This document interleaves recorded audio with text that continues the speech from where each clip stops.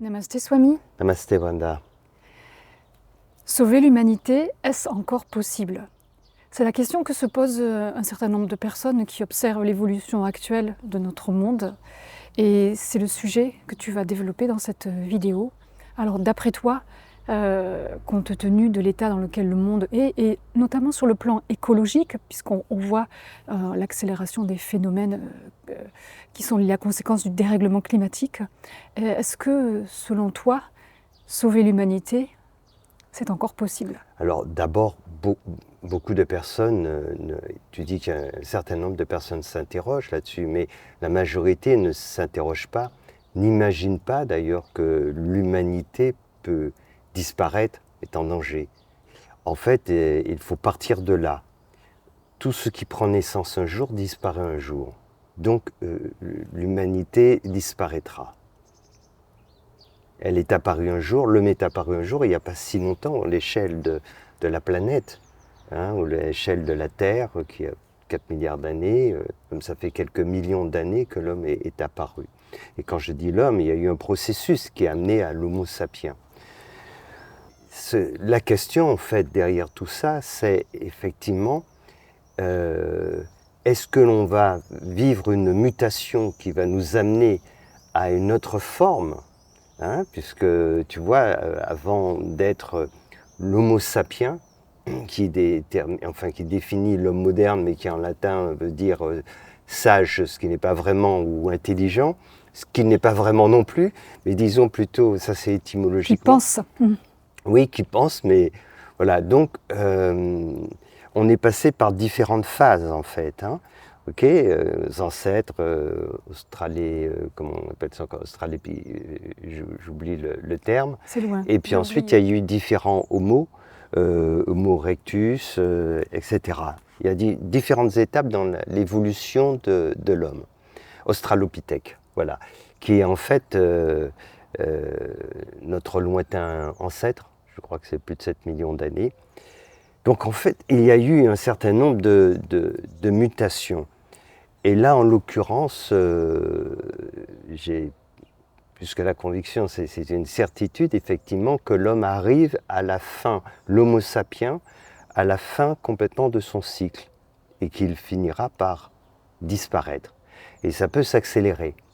Donc la question, c'est de savoir, est-ce que l'homme va disparaître entièrement, ou alors est-ce qu'il y aura une nouvelle lignée, comme il y en a eu d'autres à l'époque, et notamment si on retourne à notre origine, enfin il y a très longtemps, on sait qu'on a un ancêtre commun avec les singes, les chimpanzés plus exactement, et les bonobos, puisque au niveau des gènes, séquence des gènes, est similaire à 99%.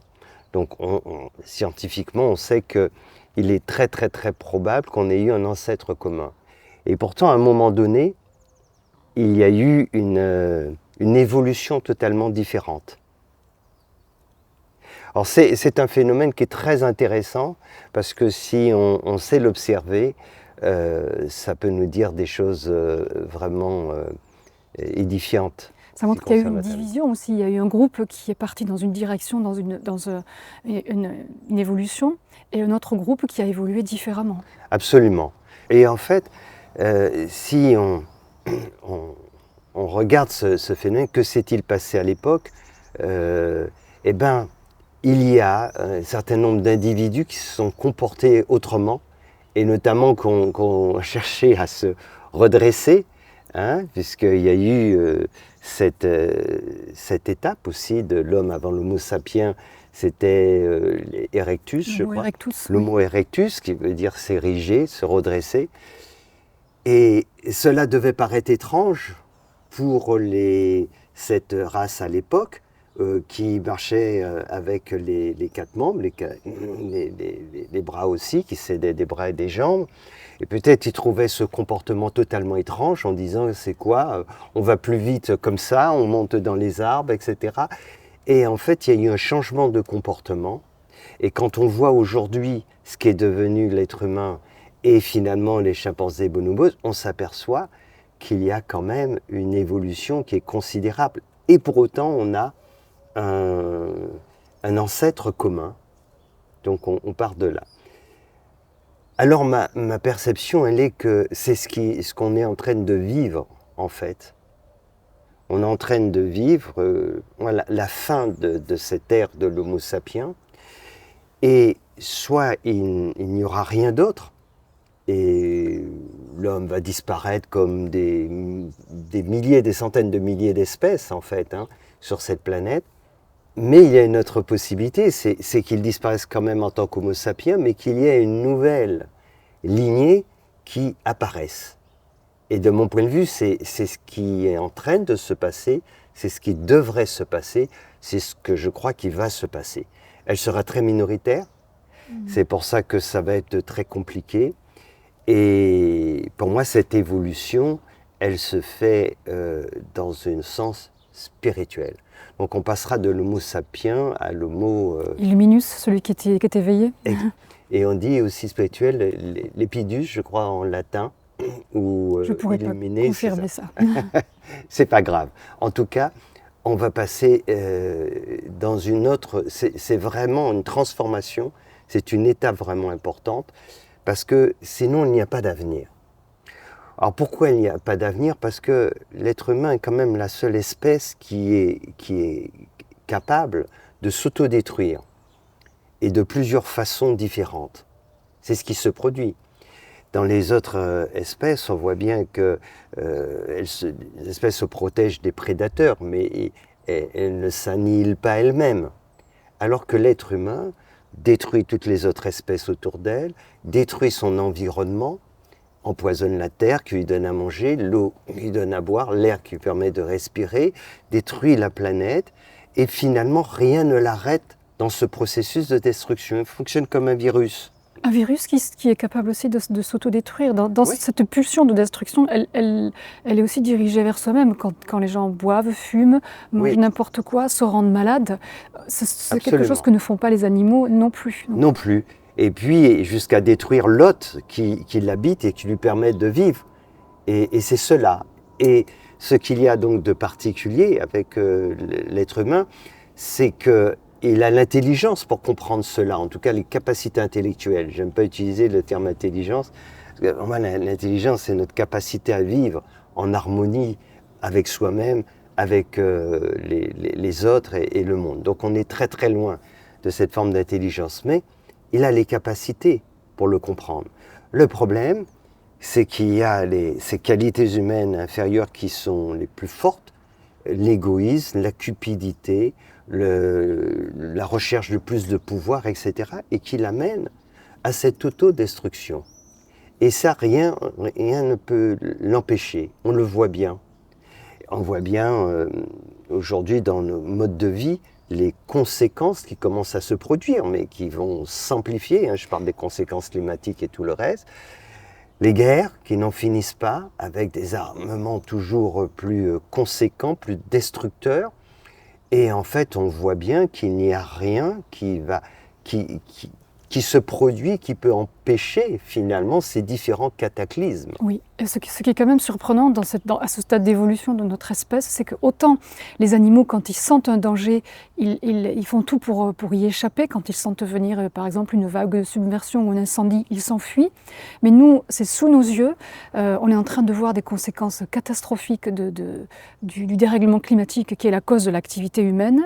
Et pour autant, tu le disais au début, très peu en conscience se penche vraiment sur la question, s'interroge sur vers où on va en continuant de cette façon. Et pourtant, on a toutes les informations. En plus, on est à l'ère de l'information. Tout le monde est connecté sur les réseaux sociaux aux informations. Il est très facile de savoir, sans faire des recherches très, très, très abouties, mais on dépend de l'océan, on dépend des forêts pour survivre. Et tout cela est en train d'être détruit à une vitesse vertigineuse, accélérée, est en train de s'emballer, s'enflammer, et pour autant, on dirait qu'il y a une sorte de passivité ou de sidération ou même de déni finalement de ce qui est en train de se passer. Et c'est ça qui est parfois, je trouve, est surprenant pour un Homo sapiens quand même en 2023.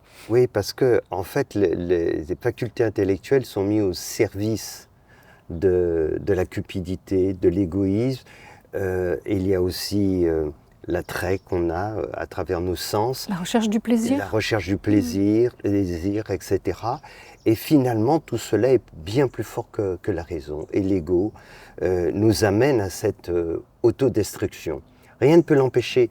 Il y a tellement de choses que si on sait les regarder, qui sont c'est pas seulement d'un ridicule, mais qui sont incompréhensibles. Oui.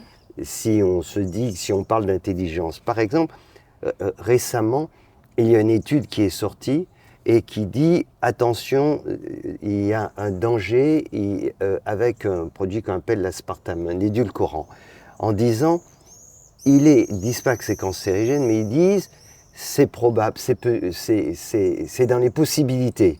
Voilà, c'est possible.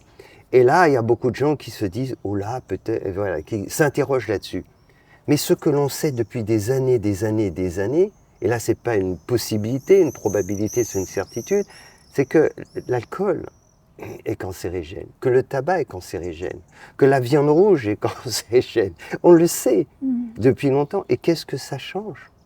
Qu'est-ce que ça change? Et ça change rien.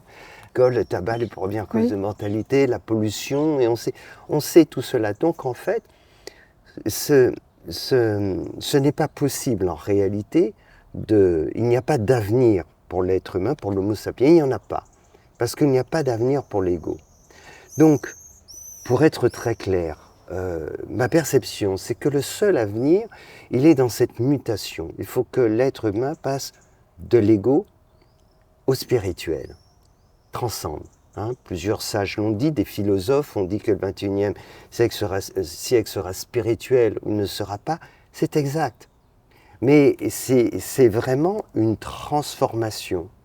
Et effectivement, plus les gens vont prendre conscience de cela, plus ils vont faire cette démarche. Au début, beaucoup vont sembler ridicules.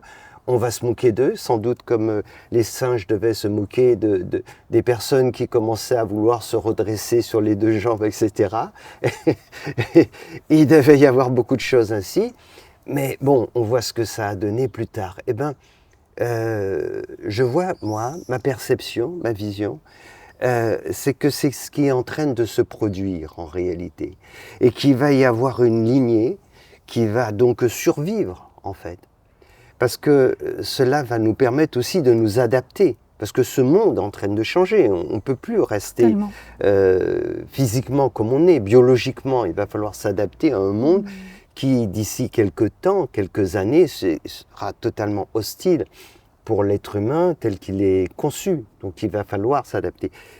Et quoi qu'il en soit, cette adaptation, elle ne sera pas que biologique. Parce que si on continue à fonctionner comme cela, et il n'y a aucune raison qu'on s'arrête, puisque tant que l'ego domine notre être, on va continuer notre folie. Donc ça ne va pas s'arrêter.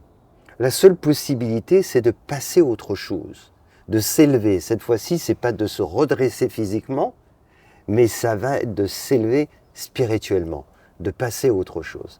Et pour moi, c'est ce qui est en train de se produire, c'est ce qui va se produire. Et je crois qu'ensuite, je ne sais pas dans combien de centaines de siècles ou de milliers d'années, on parlera de l'homo sapiens comme un ancêtre très peu évolué. Absolument, qui avait un comportement particulièrement stupide, qui s'autodétruisait, etc. Et ensuite, de là est venue une nouvelle lignée.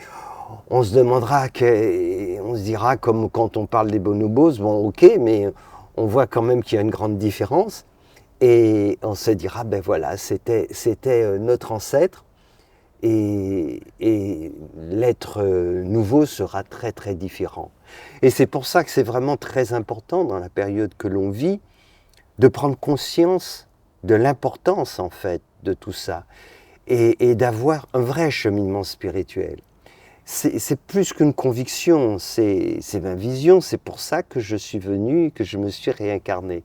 C'est une totale certitude pour moi qu'il n'y a pas d'avenir, que cette humanité, l'homo sapiens, est de toute façon condamnée. Parce que ce n'est pas une évolution technologique qu'il sauvera, on le sait bien. On a tous les moyens pour vivre bien sur cette planète. Mais comment sont utilisés ces moyens? Pour gagner plus d'argent, créer plus de pauvreté, pour détruire plus, pour être dans un consumérisme à n'en plus finir? Tout cela va dans le sens de la destruction de soi, des autres et de la planète. Cette civilisation est condamnée. Et c'est tant mieux. Il nous faut passer à autre chose. Ça sera qu'une petite minorité qui franchira le pas. Comme à l'époque, ça s'est passé toujours comme ça dans les mutations d'espèces.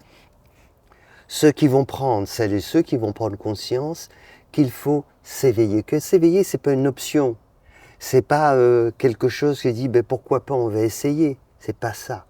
C'est comme prendre conscience aujourd'hui que ce monde dans lequel, cette époque dans laquelle nous entrons, quand on peut parler d'une nouvelle époque, il va falloir s'adapter. S'adapter, c'est pas quelque chose de facile, parce que le corps humain, s'est adapté, mais avec du temps. Et là, les choses vont très vite, donc il va falloir aller vite. Biologiquement, ça va pas être facile. Et même si on a une adaptation biologique, elle n'est pas suffisante. Et c'est pas une adaptation psychologique, il faut transcender le mental. Donc il nous faut passer à une autre dimension. Et quand on va faire, celles et ceux qui feront cela pourront être guidés, spirituellement parlant, vont pouvoir vivre aussi des transformations qu'ils ne peuvent pas vivre autrement. Donc c'est quelque chose d'essentiel. Alors ce qui est sûr aussi, c'est que ceux qui vont faire cette démarche seront incompris par certains, seront moqués, seront ceci, etc. C'est normal. Mais vu ce qui est en train de se produire et l'accélération des choses, c'est comme les gens qui parlaient d'écologie il y a 40 ans, 50 ans, on les prenait pour des huluberlus. Aujourd'hui, on n'en est plus là. Mais simplement, prendre conscience de l'importance de l'écologie, c'est bien, mais on n'y arrivera pas si on ne change pas nos mentalités. Et ce n'est pas qu'une question de mentalité.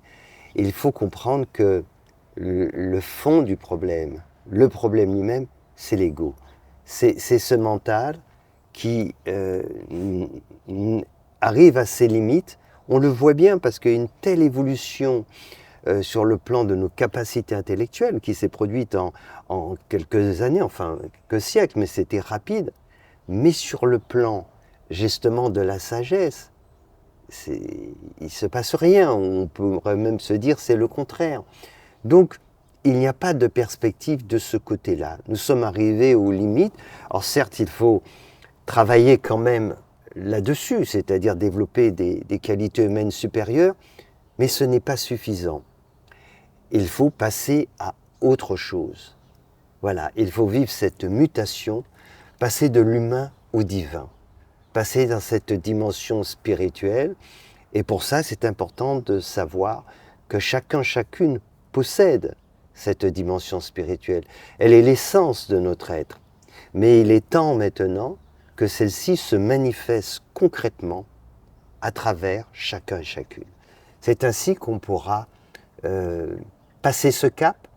Je le répète, pour moi, il n'y aura qu'une petite minorité parce que beaucoup ne franchiront pas le cap, ne feront pas... voilà. Mais peu importe, si on doit poursuivre cette aventure, alors il est essentiel de procéder ainsi, mais paradoxalement, grâce à ces événements qui se produisent, qui seront terribles, les catastrophes vont s'amplifier sur tous les fronts, que ce soit les guerres, les problèmes du climat, etc. Cela va permettre des prises de conscience qui vont amener quand même pas mal de personnes à franchir le pas et à s'élever en conscience. Il y a les circonstances dramatiques qui se produisent, qui déclenchent les prises de conscience, mais il y a aussi un phénomène évolutif qui fait que cela devient favorable, plus peut-être que cela l'était il y a quelques décennies ou quelques siècles, de profiter de ce mouvement en fait, Oui. d'évolution pour pouvoir soi-même faire cette bascule, accéder à cette transcendance. Parce qu'il n'y aura plus le choix pour survivre. Il n'y a plus le choix. Donc ça va être favorable. Tu vois, il y a beaucoup d'espèces, quand les changements se produisent trop rapidement, elles ne peuvent pas s'adapter, elles disparaissent. Donc il y a beaucoup de gens qui vont disparaître parce que les changements sont brutaux, ils sont rapides, hein, comme ça, et ils sont importants. Donc beaucoup ne vont pas pouvoir s'adapter. Mais ce qui se passe, c'est que de plus en plus de personnes vont réaliser, effectivement, vont se tourner vers ces paroles de sagesse, vers les enseignements spirituels, vont comprendre effectivement que la cause, la racine de tout ça, d'où vient ce problème? C'est pas tel système, tel ça. Ça vient de l'ego, l'être humain, dominé par son ego. Et que si on veut s'en sortir, il faut passer à autre chose, vraiment. Et c'est ça que beaucoup de gens vont prendre, enfin, un certain nombre, mais ça représentera quand même beaucoup de personnes par rapport à actuellement et à ce qui s'est déjà passé, hein, par le passé. Il y aura une véritable prise de conscience parce qu'on n'a pas le choix. Et aussi, ce qui se produira, et ce qui est intéressant, c'est qu'on va voir des transformations. On va voir des gens se transformer. Les gens vont voir qu'effectivement, des personnes qui vont faire cette démarche vont vraiment se transformer. Celles qui le feront sérieusement. Pas simplement s'y intéresser, pas simplement on fait ça approximativement, mais qui vont vraiment faire cette démarche, vont se transformer.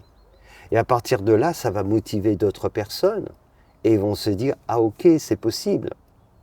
Et c'est ainsi qu'on va finir par passer de cet homo sapiens qui est condamné, pour moi, à cette nouvelle lignée, ce nouvel être humain qui sera non plus dirigé par son ego, mais par sa conscience. Et ça va tout changer.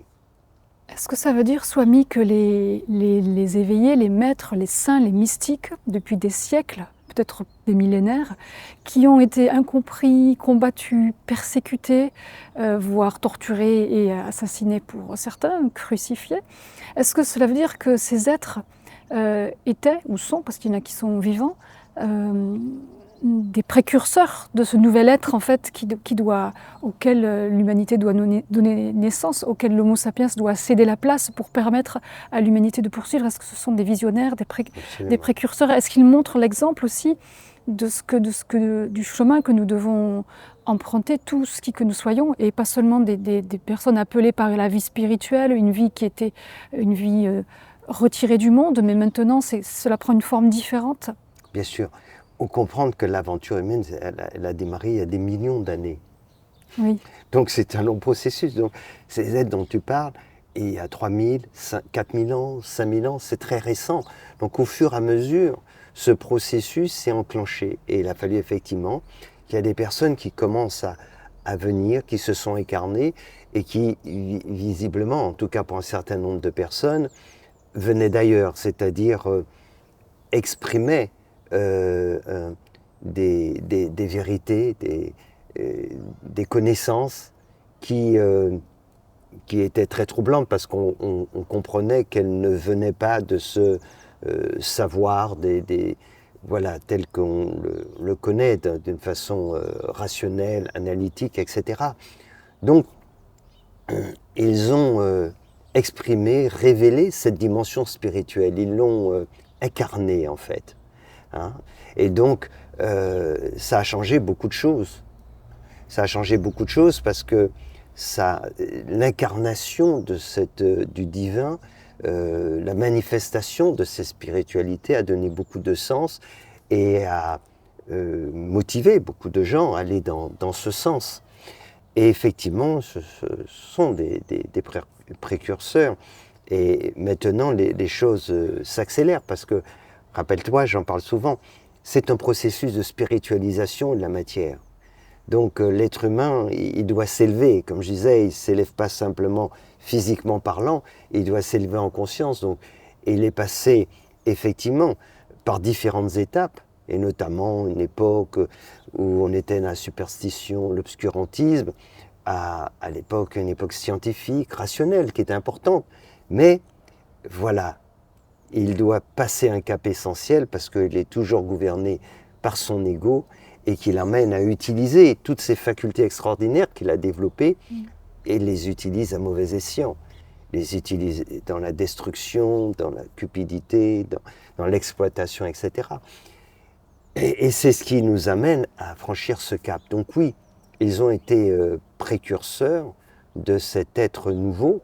Et d'ailleurs, le message de tous ces maîtres spirituels, même s'il a été beaucoup déformé, était de dire que ce que je suis, tu l'es aussi, vous l'êtes. Voilà, ce Bouddha qui est en moi, il est en chacun de nous, le Christ aussi, que je suis, tu l'es aussi, etc. Donc on comprendra mieux effectivement le sens de tout cela, et beaucoup en prenant le temps de méditer, d'écouter les enseignements spirituels, vaut mieux comprendre ce qui entraîne de se produire cette grande histoire de l'humanité, ce que j'appelle le plan de Dieu en fait, qui entraîne de se réaliser. Et de ce point de vue-là, on vit effectivement une époque très particulière parce qu'on est dans une mutation.